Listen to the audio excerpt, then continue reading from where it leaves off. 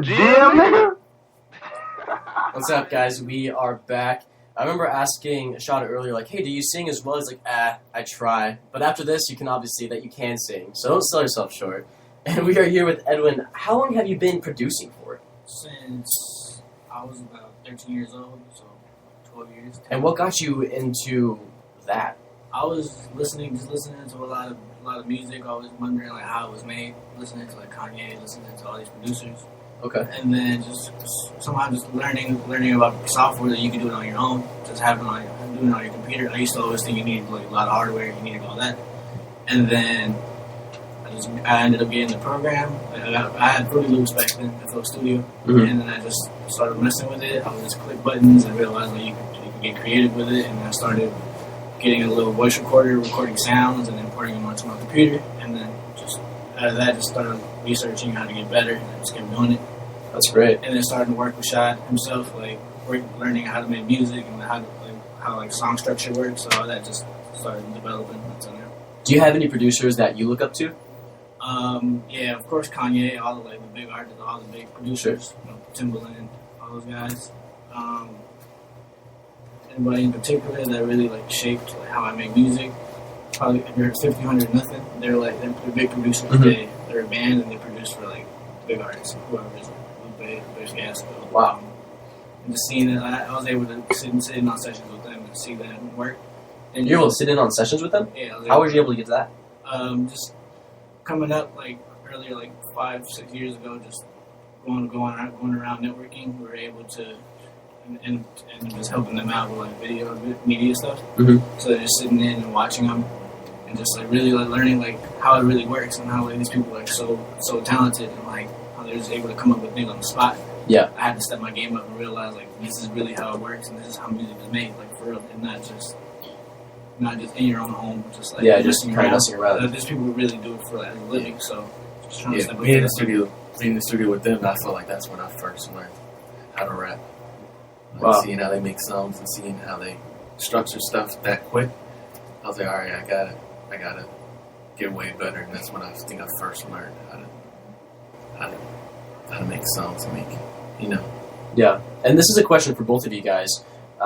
What are some of your dislikes and some of the things that you really like about working together? Because you guys are friends, and I'm sure everyone's heard that going into business together, with really good friends, sometimes is hard.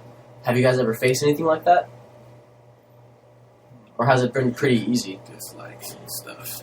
I could say it's pretty I already know exactly what he's gonna like. Okay. So I already know what not to play him sometimes. I already if I make something, if I just make it on my own. Yeah, it's not gonna really flow with him that well. I'll play it for him, but then I just know he's not gonna like it. So that could be one of the frustrations, I guess. But other than that, we're pretty open to just everything.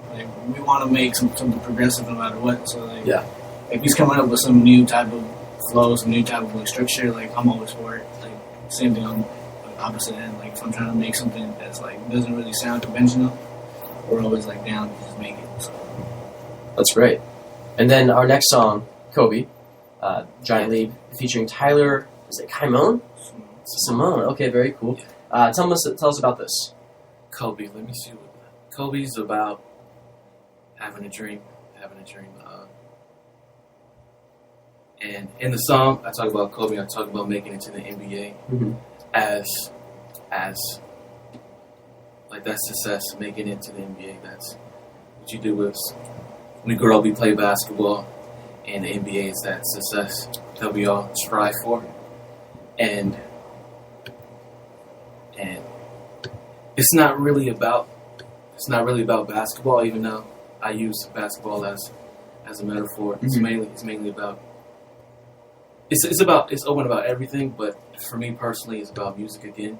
Okay. Trying to make it with music and seeing the statistics, when you in the song I say to make it to the NBA, it's usually one out of 10 million people, and it just seems like an impossible dream. I talk about being an astronaut, going to